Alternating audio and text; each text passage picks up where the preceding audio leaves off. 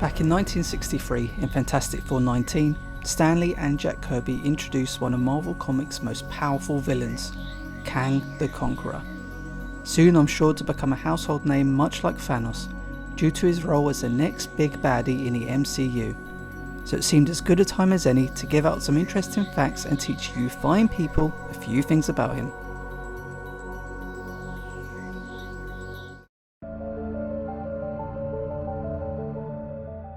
As you may be aware, Kang is well known for being a time traveller, but before taking on this identity, he was simply Nathaniel Richards, a 31st century scholar who became obsessed with time travel after discovering the time travel technology of Victor Von Doom, another possible ancestor of his.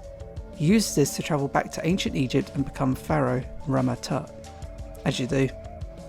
But this run is cut short when the Fantastic Four also end up there and defeat him.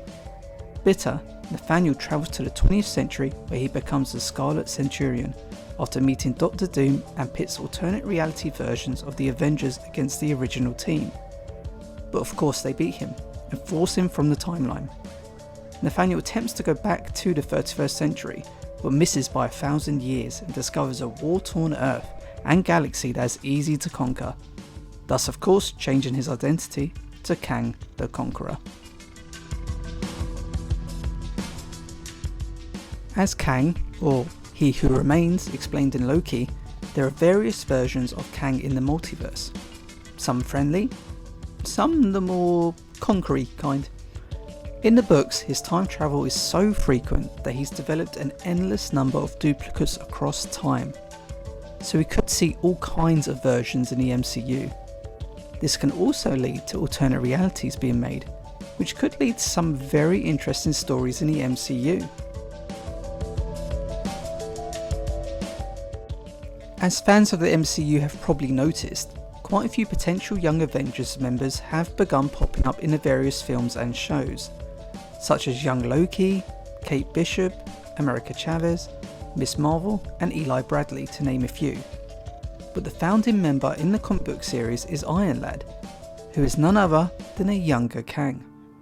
Sadly, the character is forced to follow his destiny as Kang the Conqueror and return to the future to fix the temporal paradox he created after killing his future self.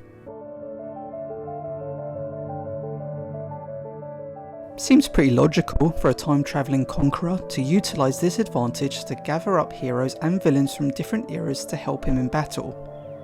Imagine a huge fight where he's brought back deceased characters or much-loved heroes from various times to fight the current Avengers.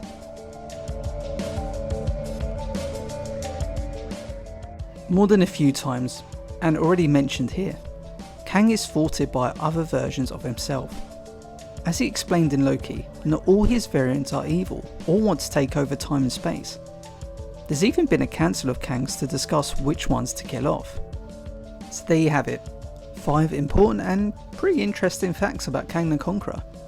It's felt like ages to me since Thanos was on the big screen, so I can't wait for the next huge threat to the MCU to really get going. No doubt he'll have a huge impact. So what are your thoughts on Kang? Excited as I am? If you've enjoyed the video, then please like and subscribe for new ones. And if you have any ideas for me, let me know below. Cheers for watching.